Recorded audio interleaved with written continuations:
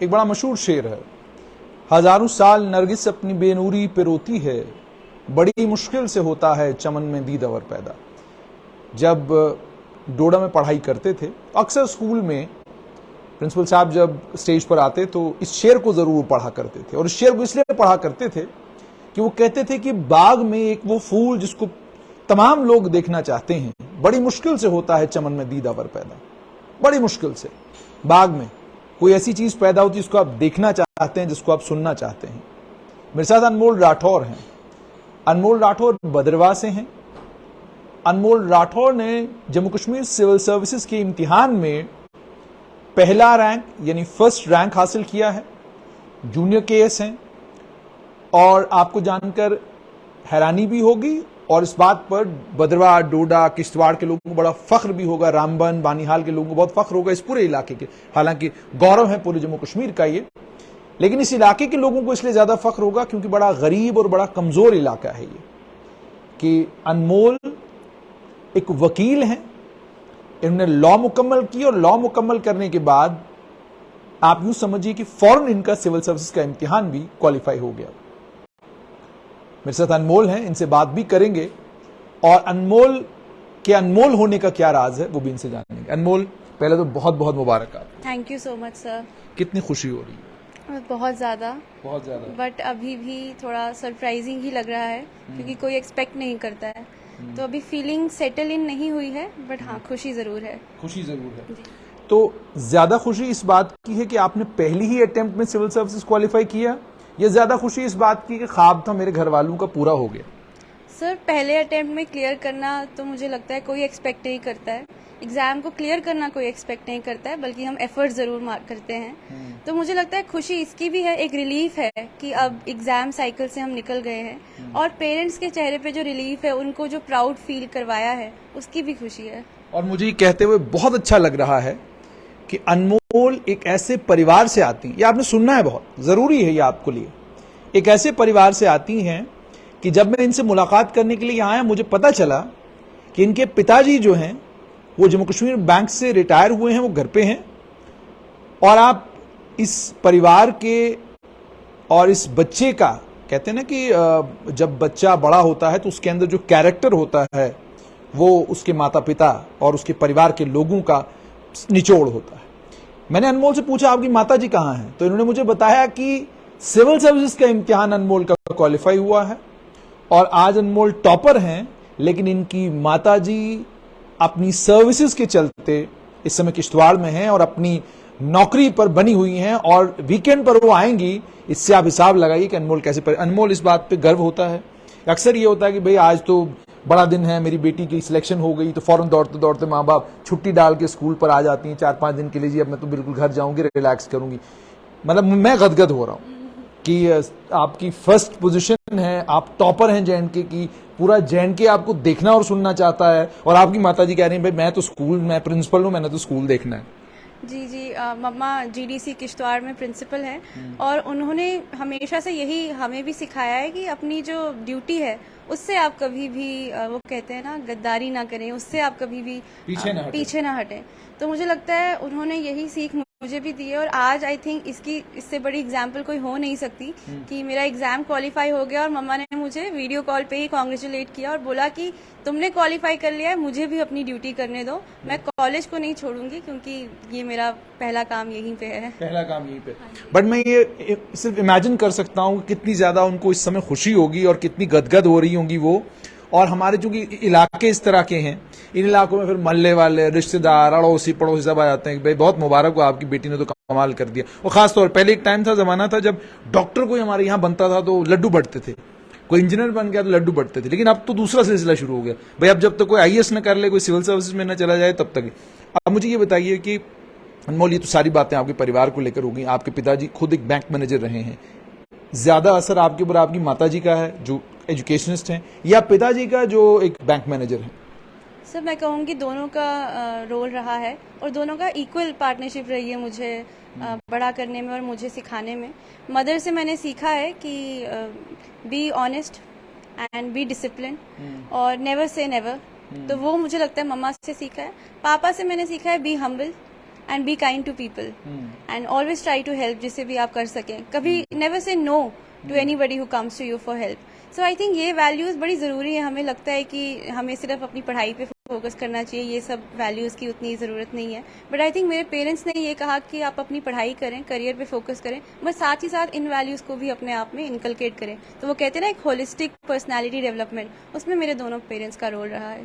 I must tell you one thing, I must say this, आपके शब्दों में आप मोती पिरो रही हैं और इससे लग रहा है कि जो इस बार Jammu Kashmir public service commission ने सिलेक्शन करी है और जिसे टॉपर का खिताब दिया है, या जो टॉपर बनी है वो अपनी काबिलियत, अपनी मेहनत, अपने इंटेलेक्ट और सिर्फ अपनी कैपेबिलिटी के बेसिस पर बनी है. मतलब मैं कतई ये नहीं कह सकता कि एक जमाना था कि जनाब मेरी बेटी का इंटरव्यू है, जरा देख लीजिएगा, ख्याल कर लीजिएगा, ठीक है, वो सिफारिशों का दौर था. लेकिन आपके शब्द खुद बता रहे हैं कि आप क्या हैं. मुझे ये बताइए, शब्दों के ऊपर जो आपका कमांड है, ये जो कंट्रोल आपको अपनी स्पीच के ऊपर है, ये कंट्रोल आपने मम्मी से सीखा? क्योंकि प्रिंसिपल को बहुत कुछ झेलना पड़ता है, टीचर को बड़ा कुछ झेलना पड़ता है, प्रोफेसर को बड़ा कुछ झेलना पड़ता है, और फिर बर्दाश्त करना पड़ता है, फिर शांत रहना पड़ता है. जी जी, ये आपने बिल्कुल सही कहा कि be very wise with your words. ये मेरे पेरेंट्स ने मुझे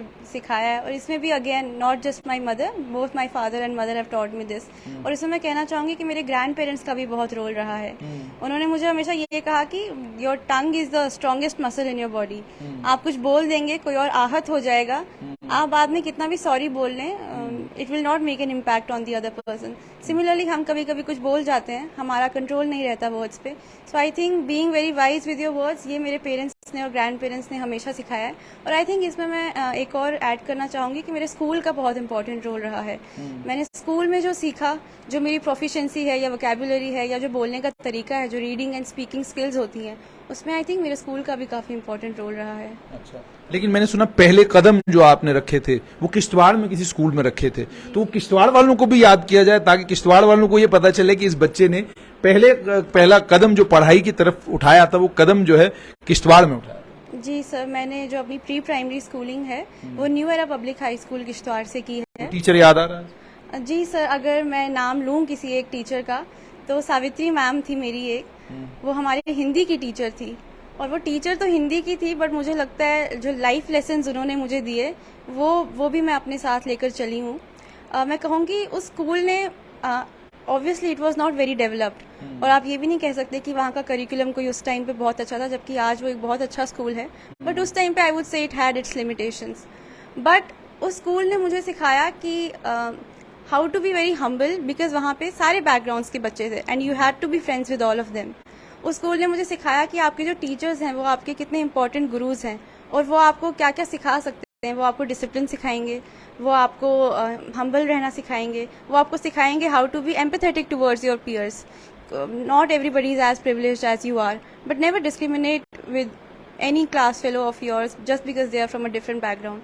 So I think ये सब values स्कूल ने सिखाई हैं, तो मुझे लगता है मैं उनको भी थैंक यू बोलना चाहूँगी मुझे ऐसे शेप करने के लिए जैसे मैं आज हूँ. धन्यवाद जम्मू कश्मीर की सरकार की. अब इंटरव्यू कर रहा हूँ, बहुत मजा आ रहा है, इसलिए धन्यवाद क्योंकि आज लग रहा है वाकई एक टॉपर का इंटरव्यू कर रहा हूँ. मुझे ये चीज बताइएगा अनमोल कि वो बच्चे जो बहुत सारे जुड़े हैं और आपको इस समय देख रहे हैं, क्या गुरु मंत्र है सिविल सर्विसेज को क्वालिफाई करने का, वो भी पहली अटेम्प्ट में, ताकि उनको पता चल जाए और वो भी इसी गुरु मंत्र पर काम करना शुरू करें? Sir, this also varies from person to person. मैं कहूँगी मेरा गुरु मंत्र हो सकता है किसी और के फेलियर का कारण बन जाए, तो मैं कोई एक सेट फॉर्मूला नहीं बताऊंगी. बट हाँ, कुछ बेसिक रूल्स हैं जो हर कोई कहता है, मैं भी वही रिपीट करूंगी किसी भी एस्पिरेंट के लिए सिविल सर्विसेज के. सबसे पहले ये है, be consistent, avoid distractions, have faith in yourself. क्योंकि अगर आपको खुद ही अपने आप पे या अपनी गोल पे फेथ नहीं है, तो कोई और आपको कितना भी मोटिवेट कर ले, वो सिर्फ शॉर्ट वाइल के लिए होगा, उसके बाद आप फिर डिस्ट्रैक्ट हो जाएंगे. तो ये तो कुछ बेसिक रूल्स हैं. इसके अलावा अगर आप सिविल सर्विसेज की प्रिपरेशन कर रहे हैं, आप जानते हैं कि PYQs जो हमारा रिवीजन है और बेसिक स्टैंडर्ड बुक्स हैं, उनकी कितनी इंपॉर्टेंस है, तो प्लीज़ उसको इग्नोर मत करें, उस पर फोकस रखें. और जो बहुत सारा मटेरियल है हमारे मार्केट में, उसमें मत उलझाएं खुद को. इसको हम पैराडॉक्स ऑफ एक्सेस कहते हैं, क्योंकि आज इतना ज़्यादा मटेरियल है, हम डिस्ट्रिक्ट कलेक्टर की जगह मटेरियल कलेक्टर बनने वाले हैं क्या? ऐसा नहीं होना चाहिए. So please keep your sources concise and just revise whatever you have read and test it out. PYQs करिए, मॉक्स दीजिए, और आज नहीं तो कल success will definitely be yours. आज नहीं तो कल कामयाबी आपकी होगी. अच्छा, बच्चे सब्जेक्ट चुनते हुए भी बहुत टाइम लेते हैं.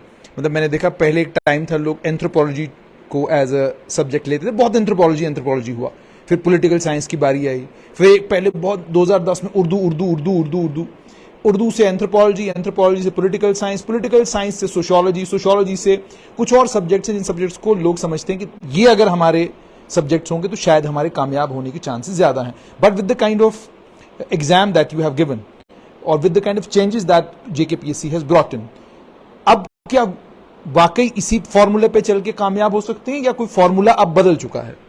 सर मुझे लगता है I think I will be fit to answer this question, क्योंकि मेरा ऑप्शनल लॉ था which is considered as the most low scoring optional. मुझे किसी ने ये भी एडवाइस किया कि आप अगर JKPSC दे रहे हो तो आपका अटेम्प्ट वेस्ट हो जाएगा अगर आप लॉ ऑप्शनल के साथ दे रहे हो, क्योंकि ये बहुत कम स्कोरिंग है.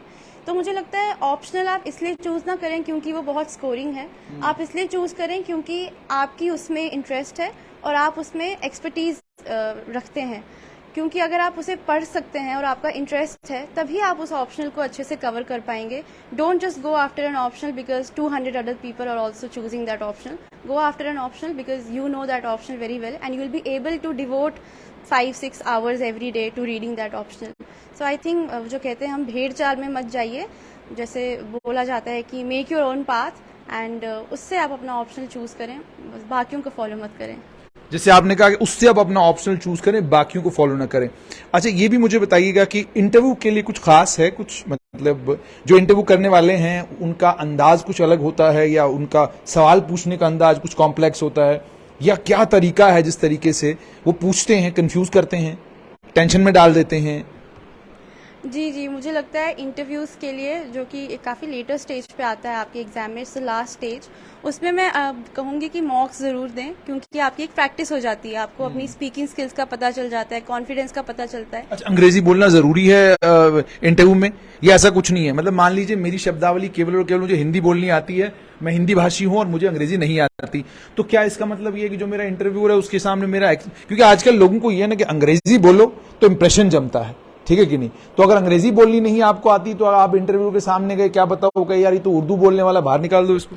जी बिल्कुल भी ऐसा नहीं है. जो इंटरव्यू है वो आप किसी भी लैंग्वेज में दे सकते हैं, इंग्लिश, हिंदी, उर्दू, किसी भी लैंग्वेज में, जो भी आपकी मातृभाषा है, जो भी भाषा में आप प्रोफिशिएंट हैं, हाँ, आप उस लैंग्वेज में दे सकते हैं. मुझे नहीं लगता, और ये इंटरव्यू बोर्ड को भी नहीं लगता है कि आपकी जो क्वालिफिकेशन है वो आपकी लैंग्वेज दर्शाती है. आपकी क्वालिफिकेशन, आपका इंटेलेक्ट जो है वो आपका नॉलेज उससे पता चलेगा, ना कि आपकी लैंग्वेज से. तो जिस भी लैंग्वेज में आप कंफर्टेबली कन्वे कर सकते हैं आप उस लैंग्वेज में करें.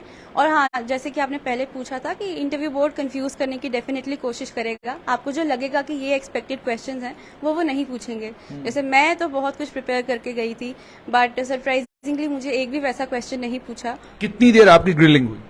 आई थिंक 15 to 16 मिनट्स मेरा इंटरव्यू चला. एंड ग्रिलिंग तो नहीं थी, but the questions are very unexpected. जैसे कि I just cite an example. मुझसे पूछा गया कि आपकी अदालत देखती हैं? मैंने कहा जी मुझे मालूम है. तो उन्होंने मुझसे पूछा उसका होस्ट कौन है. तो this was an interview question कि आपकी अदालत का होस्ट कौन है. तो मैंने कहा रजत शर्मा. और फिर नेक्स्ट क्वेश्चन मुझसे पूछा गया कि अदालत में पीछे एक मूर्ति होती है एक औरत की, उसका नाम क्या है. तो मैंने कहा she signifies the lady of justice. अच्छा ठीक है. तो दीज आर क्वेश्चन आप नहीं एक्सपेक्ट करते हैं कि किसी मतलब इतना आपको लगता है कि ना, आपको लगता है इतना ट्रिवियल सवाल कहाँ पूछेंगे? ये तो इतना बड़ा इंटरव्यू बोर्ड है, बड़े मुश्किल टफ सवाल होंगे. पूछा जाएगा जम्मू कश्मीर का इतिहास, हमसे पूछा जाएगा चिनाब की लंबाई, हमसे पूछी जा सकती है कि भाई डोडा में सबसे बड़ी ऊंची चोटी कौन सी है, ठीक है, ऐसा कुछ पूछा जा सकता है. लेकिन जब आप जाते हैं आपसे वो पूछा जाता है जो आपने एक्सपेक्ट नहीं किया होता, और फिर आप बैठ जाते हैं कि यार ये तो इजी सवाल था, और फंस भी जाते हैं आप उस सवाल में. फिर मुझे लगता है आपका टेम्परामेंट, आपका बात करने का अंदाज, आपका उस क्वेश्चन को टैकल करने का अंदाज, all this makes lot of difference. मुझे लगता है वो आपका कंपोजर चेक करते हैं, क्योंकि एज फ्यूचर ऑफिसर्स डेफिनेटली ऐसी सिचुएशंस आएंगी जब आपने एक्सपेक्ट नहीं किया और सामने से ऐसा सवाल आपसे पूछा जाएगा. तो आप how well you handle those situations, वो जज करने का मुझे लगता है बिल्कुल सही तरीका है. और आई थिंक इसके लिए आप बी प्रिपेयर्ड, क्योंकि ऐसा होगा इंटरव्यू में भी और रियल लाइफ में भी. चूंकि आपने तो मतलब नाकामी देखी नहीं, फेलियर आपने देखा नहीं, यू हैव बीन सक्सेसफुल। अब आपने बताया कि आप जब इम्तिहान की तैयारी कर रही थी तो उसके बीच में जो आपकी एक सोर्स ऑफ स्ट्रेंथ थी, आपके दादाजी बहुत प्यार करते थे आपसे, और उनका बड़ा, और हमारे इलाके में तो होता है दादा का और दादी का और नाना नानी का, इन लोगों का होता है भाई हमारी बेटी तो पोती तो आईएएस करनी चाहिए, वो तो केएस करनी, पहले डॉक्टर आजकल आईएएस केएस। तो आपके दादाजी का बड़ा रोल रहा, और वैसे भी पोती दादी का दादे का बड़ा रहता है कि भाई। तो at what time in your life when you are preparing for the civil services, कौन सा वक्त था वो जब आपके दादाजी आपका साथ छोड़कर जो है वो चले गए, और उसके बाद आपकी उनकी जाहिर सी बात है मुलाकात तो संभव ही नहीं है, वो क्या कहते हैं वो चले गए, तो उनके वो जाने का समय कौन सा था, और फिर उसके बाद आपने दोबारा अपने आप को बिल्ड कैसे किया, कैसे अपने आप को बताया कि I have to live his dream? जी, ये मैं आपको बताना चाहूँगी कि 2021 जुलाई में आई ग्रेजुएटेड, और उसी वक्त के आसपास मैंने प्रिपरेशन स्टार्ट कर दी थी। And my grandfather also always used to say कि मेरी पोती मेरा नाम रोशन करेगी, मैं इसके नाम से जाना जाऊँगा। तो उनका बड़ा ड्रीम था ये कि वो मुझे कुछ बनता हुआ। क्या नाम था आपके दादाजी का? जी, उनका नाम था Shri Prithviraj Rathore, and he was in air force. तो वो मुझे हमेशा कहते थे, उन्होंने मतलब he participated in all the world wars also, तो वो हमेशा सुनाते थे कि मैं दर्रा खैबर से लेके यहाँ तक था, बट जो खुशी मुझे तुम्हारे कुछ बनने से मिलेगी वो खुशी मुझे इतने सालों में नहीं मिली। तो मेरा यही सपना था कि मैं दादू की आंखों में वो देखूं प्राइड जब मैं कुछ बनूं, क्योंकि वो मेरी छोटी से छोटी अचीवमेंट को भी बहुत सेलिब्रेट करते थे। तो मेरा था कि अब मैं जल्दी जल्दी प्रिपेयर कर लूं, और जब मैं कुछ बन जाऊंगी तो he will be the first person I will tell कि मैं सक्सीड हो चुकी हूँ।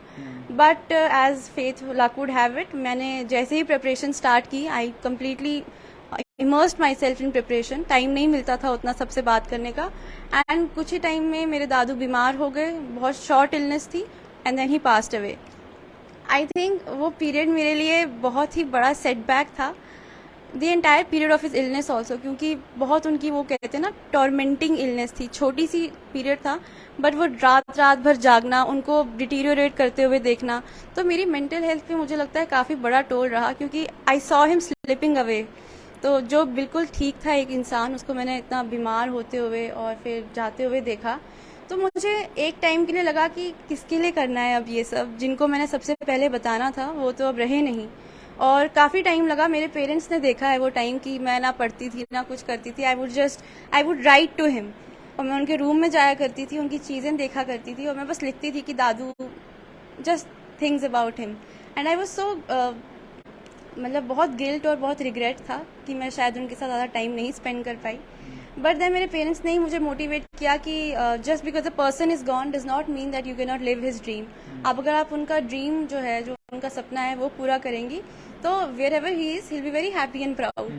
तो मैं बस उनकी जो फोटो है उसको देखा करती थी रोज़, और मैं कहती थी दादू आपकी ब्लेसिंग्स चाहिए, मैं पढ़ रही हूँ। और वही हुआ, मुझे लगता है उनकी ही ब्लेसिंग्स थी शायद कि फर्स्ट अटेम्प्ट में एग्ज़ाम क्लियर हो गया। तो I hope I lived up to his name, और he must be proud wherever he is. वो कहते हैं वो जो हमको बहुत अजीज थे, हम जब कामयाब हुए वो करीब नहीं थे। तो मामला असल में यही है कि वो जो आपकी ज़िंदगी में आपकी ज़िंदगी को बदलने वाले लोग होते हैं, जब आपकी खुशी का वो पल आता है, वो मौका आता है, जब आप अपनी खुशी उनके साथ सेलिब्रेट करना चाहते हैं और आप उनको बताना चाहते हैं देखिए ये हमने कर दिया, तो वो उस मौके पर वो लोग मौजूद तो नहीं होते, लेकिन एक बात पक्की है कि उनकी रूहें जहां पर भी होती हैं वो वहां पर बहुत शांत होती है। वो स्वर्ग में इस वक्त होंगे पृथ्वीराज जी, और कहेगा बद्रवाह में, मुझे लगता है हर बंदा कह रहा होगा ये पृथ्वीराज जी की पोती है जी, देखो जी पृथ्वीराज जी की पोती जो है। तो वो जो पृथ्वीराज जी की पोती है ना, उसने पृथ्वीराज जी को दोबारा से जीवित कर दिया। अब वो जीवित हुए कब तक? जब तक आप सर्विस में हैं तब तक आप पृथ्वीराज जी की पोती हैं। क्योंकि आज आपने अपने दादाजी की बात की ना, तो अब जैसे मैंने बोल दिया, मैंने कहा पृथ्वीराज जी की पोती ने जी क्या कहते हैं ये सिविल सर्विस स्टॉप किया है, तो जीवित हो गए वो। और आपका ये जो जिस तरीके से आपने अपने दादाजी को श्रद्धांजलि दी है और जिस तरीके से जो इन शब्दों का प्रयोग आपने करा है, तो इससे वो गदगद हो रहे होंगे इस वक्त, ठीक है ना? तो अच्छा मुझे ये बताइए कि आपकी अपनी लाइफ पर आपकी सबसे बड़ी सोर्स ऑफ इंस्पिरेशन? सर मैं तो कहूँगी कोई एक सोर्स ऑफ इंस्पिरेशन कभी नहीं होता। मैंने जितने भी लोगों से मैं मिली हूँ, मैंने सबसे कुछ ना कुछ सीखा है। कुछ से सीखा है कि इनकी कौन सी वैल्यू लेनी है, कुछ से सीखा है कि कौन सी वैल्यू नहीं लेनी है। तो सबसे बड़ी मेरे पेरेंट्स होंगे, मुझे लगता है वो जो निष्काम कर्म की एक भावना होती है ना कि जस्ट अपना काम करो और फ्रूट्स का उसका जो बेनिफिट है उसकी एक्सपेक्टेशन मत रखो, वो मेरे पेरेंट्स ने मुझे सिखाई है। मेरी और जो मेरी नानी थी उन्होंने हमेशा से ये सिखाया है कि just do your work without the expectation of any benefit. I think वो सबसे बड़ी बात है, वो मैंने सीखी है। और इंस्पिरेशन फैमिली के अलावा आई थिंक बहुत सारे लोग हैं। हमारी स्टेट के काफ़ी ब्यूरोक्रेट्स हैं जिनको I look up to. Sehrish Asgar madam है, उनको मैंने I think she was one of the first inspiration. She is also from Kishtwar. तो उनको देख के मुझे लगा था कि how proud she has made her parents and entire Kishtwar. तो maybe one day I will also replicate the same.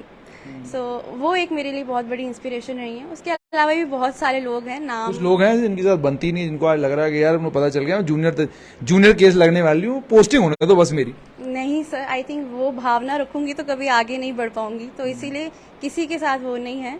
कभी किसी से लड़ाई की?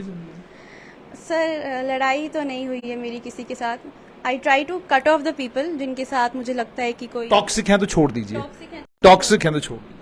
जो आपकी मेंटल हेल्थ के लिए सही नहीं है उनसे आप डिस्टेंस बना लीजिए। और you don't need to fight out everybody, God will fight your battles for you. That's very good, this is a beautiful line, God will fight your battles.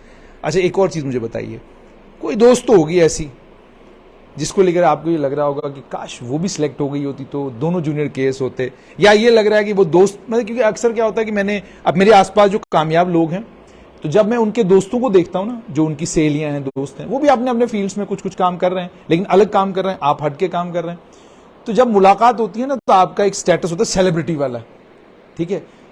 तो सबसे ज्यादा जो सेलिब्रिटी स्टेटस की तबाही करने वाले जो लोग होते हैं ना महफिल में, की वो होते हैं दोस्त, क्योंकि दे हैव दी, उन्हीं के पास तो वो पावर है ना कि वो किसी भी जगह आके कह सकते हैं यार ये कौन सी बात है अनमोल, यार ये मतलब हमारे साथ भी अब तुम अफसरों वाली बात करने लगी, ये तुम करके आपसे बात कर सकें, जो आपको किसी भी वक्त आपके साथ मतलब बहसबाजी कर सकें, ऐसे दोस्त हैं। और क्या कहेंगे उन दोस्तों के लिए आज कि उनका कितना कंट्रीब्यूशन है आपके इस कामयाबी में? जी सर, डेफिनेटली हैं। यहाँ भी मैं अपने स्कूल को ही क्रेडिट दूंगी क्योंकि स्कूल टाइम फ्रेंड्स जो हैं वो अभी भी मेरे साथ हैं।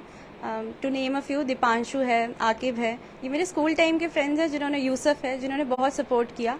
और आई थिंक इनके बगैर ये जो जर्नी है ना इतनी टीडियस, ये आप कैरी फॉरवर्ड नहीं कर पाते हैं क्योंकि फ्रेंड्स का सपोर्ट सिस्टम होना बहुत ज़रूरी है। सिविल सर्विसेज में तो इनमें से कोई इंटरेस्टेड नहीं है अभी, ये सब they are doing very well in their respective fields. तो मुझे लगता है कि वैसा तो कोई नहीं है जिससे मैं कहूँगी कि वो भी। You want to say thank you to someone?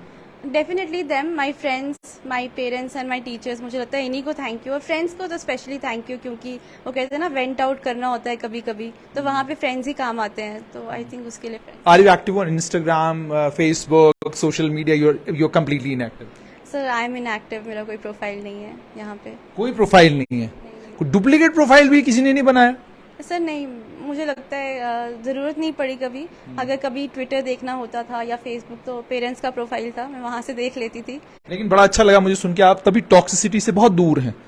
जितना आप सोशल मीडिया के ऊपर ज्ञान ज्यादा बांटेगी या ज्ञान ज्यादा लेंगी तो उतना टॉक्सिक जो है, और मैं तो कहता हूँ सोशल मीडिया के ऊपर अपने काम की चीज ले लो और उसके बाद इसको बंद करके साइड पर रख दो। Definitely sir, very toxic place. जितने इसके फायदे हैं जो हमें कनेक्ट, उससे ज्यादा नुकसान है। और कभी कभी ऐसा होता है हम कुछ ट्वीट कर देंगे या कुछ पोस्ट कर देंगे और उसके रिप्लाई में जो कमेंट्स आएंगे शायद वो हम सह ना पाएं या वो हमारी मेंटल हेल्थ को डिस्टर्ब कर दे। तो एक एस्पिरेंट के लिए ये बहुत। आप हमारे तारीफ कर रही हैं डायरेक्टली, आप ये कह रही हैं आप झेलते कैसे हैं इतना?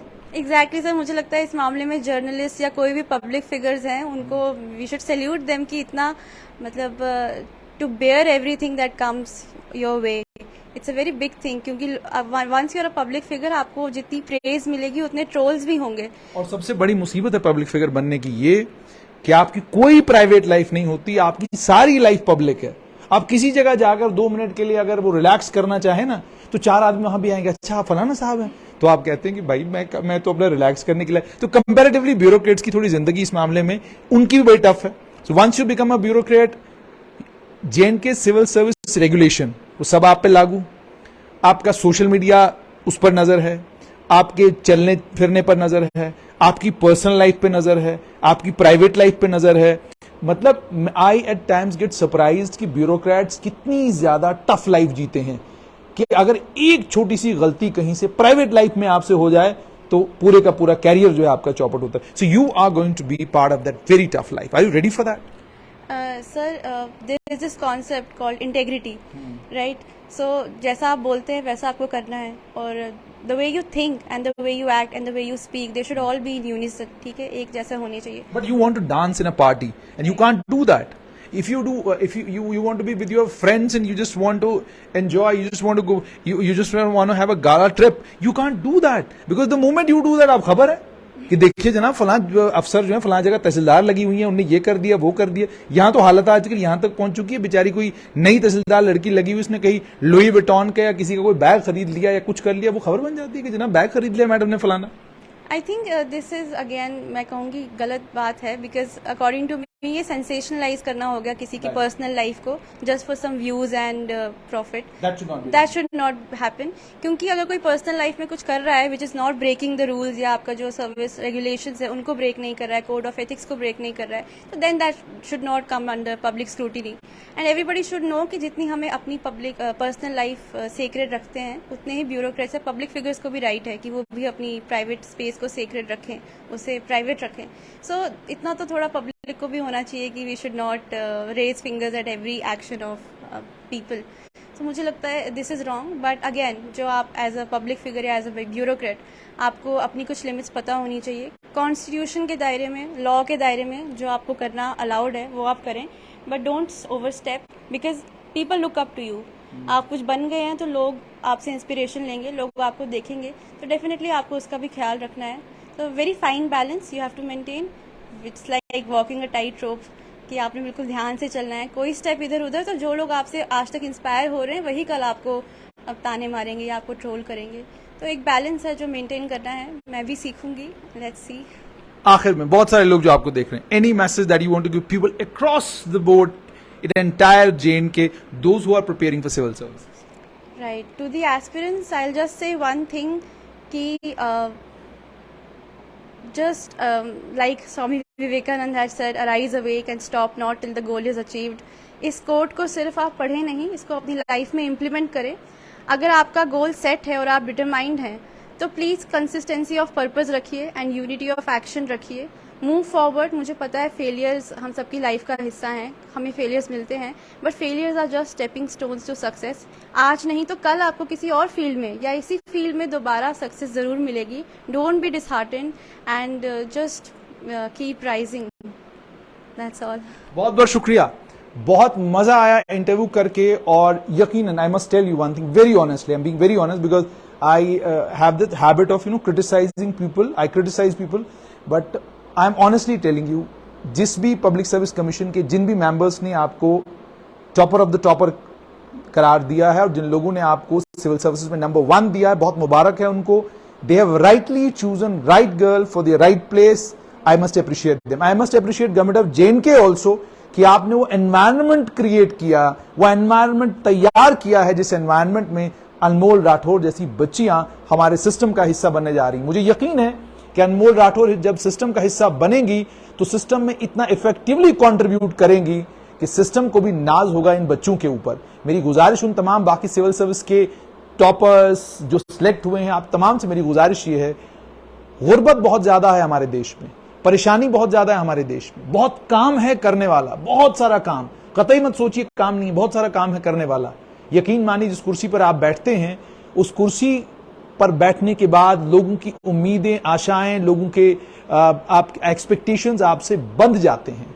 उन एक्सपेक्टेशंस पर खरा उतरिए, कानूनों का उल्लंघन मत कीजिए, अपनी इंटेग्रिटी और अपनी ऑनेस्टी उसको अपना हॉलमार्क बनाइए. और सबसे इंपॉर्टेंट ये बात याद रखिए, तनख्वाह जो थोड़ी सी मिलती है, उस तनख्वाह के साथ में जो बहुत सारे और बेनिफिट्स मिलते हैं, वो सभी बेनिफिट्स इतने हैं कि आपको दाएं बाएं देखने की कोई जरूरत नहीं. ईमानदारी की जो नौकरी होती है और ईमानदारी का जो जीवन होता है, वो बेशक कांटू भरा होता है, परेशानियों भरा होता है, लेकिन मजेदार, आनंददायक और बहुत बेहतरीन होता है. जम्मू कश्मीर की सरकार को बहुत मुबारक, JKPSC को बहुत मुबारक कि मुझे अनमोल राठौर का इंटरव्यू करते हुए एक लंबे समय के बाद एक ऐसा टॉपर मिला जिसके साथ जितने सवाल पूछे सभी सवालों का जवाब इतना खूबसूरत दिया है कि मजा आ गया. तो आप लोग भी इंस्पायर हुई इस इंटरव्यू से, और जो लोग सिलेक्ट नहीं हुए हैं उनसे गुजारिश, अगली आपकी बारी है, आपको परेशान होने की जरूरत नहीं है. हार जिंदगी थोड़ी देर के लिए परेशान कर सकती है, लेकिन हार जिंदगी को रोक नहीं सकती। आप थोड़ी देर के लिए बीमार होते हैं, बुखार जुकाम आता है, लेट जाते हैं, कोई बात नहीं, ठीक है, बुखार जुकाम ठीक, उसके बाद दोबारा से आप दौड़ना शुरू करते हैं। लेकिन वो बुखार जुकाम वाले जो दिन होते हैं थोड़े टफ होते हैं, दवाई खानी पड़ती है, रिलैक्स करना पड़ता है, वो सारी चीजें करनी पड़ती है, ठीक है। लेकिन उसके बीच में आपने वो भी मजदूर देखे होंगे, वो भी लोग देखे होंगे कि बुखार में भी दौड़ रहे हैं, बुखार में भी काम कर रहे हैं। तो मतलब ये कि जिंदगी को रुकने मत दीजिए, मेहनत करते रहिए, and do not look at your failure, look at the fact how close you are to the goal. Just look at the fact, आप गोल के बहुत करीब करीब हैं। अनमोल, बहुत बहुत शुक्रिया, thank you for being with us.